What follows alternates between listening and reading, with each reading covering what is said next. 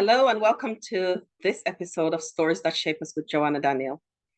I've been talking about forgiveness, how to forgive your abuser. We're focusing on Luke 6, 26 and 27 around loving those or praying for those who despitefully use you. And one version of the Bible says those who abuse you and what that might look like. Sometimes I have to point out, and I've done this in a couple of weeks ago, I did the series on spiritual abuse, how to heal from spiritual abuse without losing your faith. And so sometimes the abuse is happening right there in your church community, the misuse of power, the spiritual authority, people that are older, people who have been in the church longer, all those kinds of stuff that might be going on. And how do you forgive people who despitefully use you, especially when it hasn't stopped, the abuse hasn't stopped, it's still happening, it's ongoing,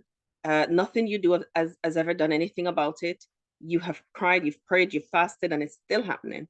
And one of the things I say is, God can't make anybody do anything that they don't want to do. God gives us freedom of choice. That's fundamental to his government. Freedom of choice. We get to choose what we do or what we don't do. So even though we might pray, we're praying for abusers, the fact that they have agency, they have freedom to choose and to do, they don't have to stop. So then the onus is on us to do something, to take ourselves out of the situation, to start to heal, and to start to shift how we see ourselves, how we think about ourselves, the people that we let in our lives, and to kind of create some rules about who gets in. That doesn't mean that there'll be never anybody who gets in who've taken advantage of the opportunity to be a part of your life. It doesn't mean that, but it means that you'll have some tools to be able to deal with it really quickly so that these people don't stay too long and create more havoc, right? And I know that it's really difficult, but healing is our responsibility. That's the only thing that we have. And that's why forgiveness also, when how we forgive people who aren't sorry, we're not doing it for them. Forgiveness never helped. I said never. Sometimes it helps people to recognize, and sometimes some people have some remorse. Some people have no remorse whatsoever. Some people will not even accept that they've hurt you. They will instead pile more pain on it, calling you names and telling you that you're sensitive and telling you things, right? To keep you quiet so that you don't challenge what they're doing. You don't challenge their behavior, right? So when you forgive, you're doing it to free yourself, to free yourself. I was talking to my son yesterday because he was talking through a situation with me where there's some things and he was angry and how he was managing his anger. And as I listened, I said, son, your anger doesn't hurt anybody except you. Your anger compromises your immune system. Your anger jeopardize your health. Your anger morphs into whatever it morphs into. It's only affecting you. We have to learn how to release the anger. So let's talk through this. Let's use these tools. Let's release the anger and let us move on. But while we're releasing the anger, we're thinking about things that we can do to protect you. What are some of those things that you can do in this friendship that can protect you? You can boundary yourself. Here are some ways that you can do the boundaries. Tell me what are some of the things that you can do to boundary yourself. Tell me some of the things that you can do to be more assertive when things come up, and to not tell me some of the things that you can do to acknowledge your hurt, that you can do to feel the pain, feel what it feels like, and talk through it and find space to release. So all of those things are empowering to him because now he has more tools to use than anger, because anger is not a safe tool. Though anger is not a bad emotion, it depletes it depletes his system.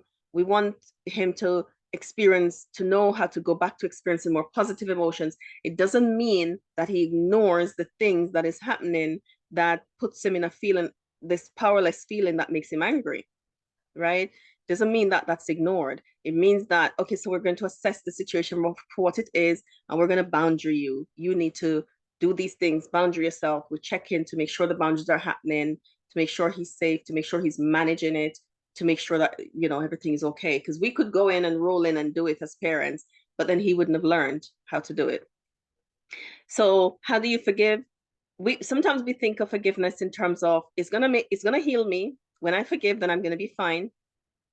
Well, it doesn't, right? It doesn't always, because it doesn't stop the person from continuing to do what they're doing, to continue to harm you.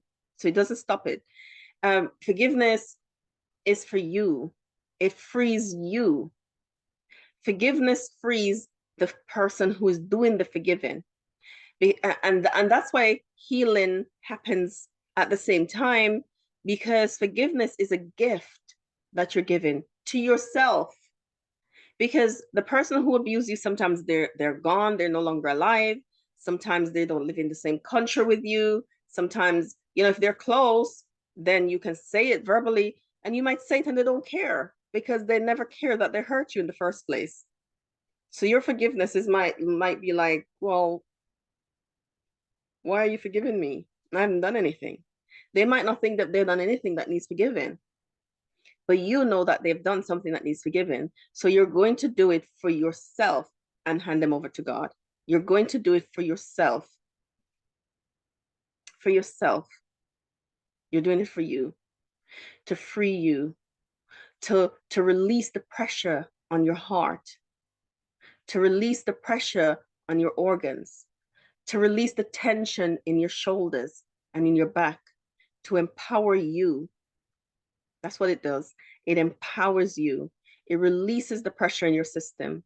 It helps to release the stress that has been locked in. It helps you to breathe easier, to be more relaxed. It gives you your frontal lobe so you can decide, what am I going to do next? Before forgiving, you might need a good cry, like what Joseph did. He cried. He bawled, right? I imagine it was coming from deep, from where that wound occurs. He was crying from. Joseph acknowledged that something was done wrong, and he cried, and he forgave. You might need to do that for you. It's important that you connect with what they've done before you forgive, because otherwise, what are you forgiving, right? Connect with what they've done, own it, be with it. You might need to be with it with somebody who's able to sit with you, listen to your story, not judge you, not criticize you, and give you the space to connect with it, to feel the hurt, to cry on your own behalf, so you can get to the place where you can release it. And that's literally what forgiveness is. They don't have to be sorry, because you don't even have to speak to them. It's a gift that you're giving to yourself on your journey of healing. It's a beautiful gift that you can give to yourself. You are worth that gift. Give yourself the gift of forgiveness so that you can free you. Thank you for joining me in this episode of Stories That Shape Us. I hope you'll join me on the next story.